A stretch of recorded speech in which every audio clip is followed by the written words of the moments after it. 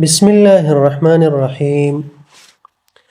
دوستانو نن درته په اکسل کې د ساعتونو محاسبه ښیمه چې څنګه ساعتونه محاسبه کوو. مثال تاسو سره کارمندان دي، هغه په ساعتوار شکل باندې کار کوي.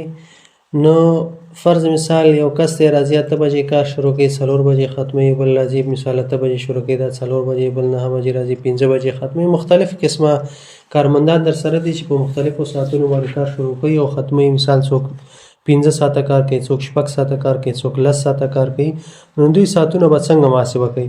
لکه دلته اوس ما محاسبه کړي دي، زه دغه لرې کوم دې ځای نه دا کم چې ساعتونه محاسبه شوي دي.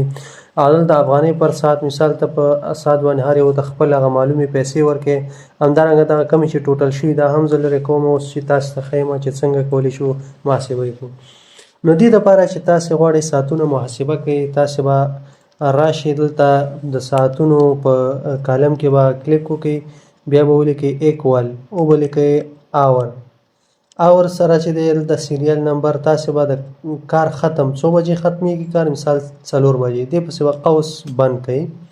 بیا به منفي علامه یا ماینس چې کوم دی دا ولیکئ، بیا به ولیکئ اور مو چې ولیکئ اوس به د کار شروع چې کوم دی هغه به ورته سلیکټ کړئ.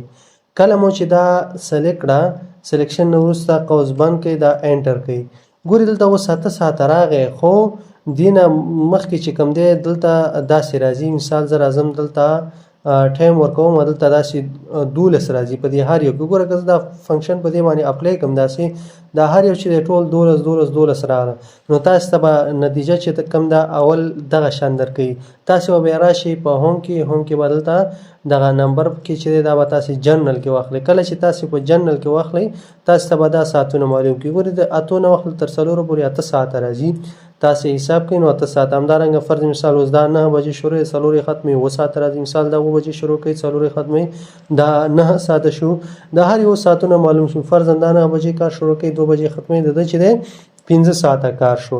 نو په دې طریقې سره تاسې چې دی څه وکئ، دې باندې ډبل کلیک کوو اور ولیکئ، د کار ختم چې کوم دی په څو بجو چې ختمیږي هغه ورته سلیکټ کړئ، بیا به منفي ولیکئ، اور به ولیکئ، بیا چې په څو بجې شروع کېږي هغه ورته سلیکټ کړئ، انټر به کوئ. تاسو ته به څه درکړي؟ نتیجه به درکړي. خو ګوره دا کسټم دی، تاسو به راشئ دا فارمټ ورته جنرل کوئ، بیا به نتیجه درکړي. دا ګوره 12 دي، تاسو به راشئ دا به جنرل کې تاسو ته به نتیجه درکړي. اوس فرض مثال هر یو کس ته تاسې په هغه ساعتوار چې دی پیسې ورکوئ، په ساعت باندې فرضاً یو ته 80 ورکوئ، بل ته 50، بل ته 15 مختلف قسمه هر یو ته ورکوئ. نو تاسو غواړئ چې د یوې ورځې پیسې معلومه کړئ، تاسې دلته ولیکئ مساوي دا ساعتوار پیسې به راواخلئ، ضرب به یې کوئ په څه کې، دا به ضرب کوئ په ټولو ساعتونو کې، انټر به یې کوئ. ګورئ د دې کس چې د یو ورځې 480 افغانۍ شوي. دا به تاسې دغه کونج کې په دې باندې ډبل کلیک کوئ، دا به ټول معلوم شي. دا اخرنی چې دی تاسې به دا جمع کوئ، یا به داسې الټ ایکول الټ مساوي به پریس کوئ، انټر به یې کوئ، تاسې ته به عمومي مجموعه درکړي.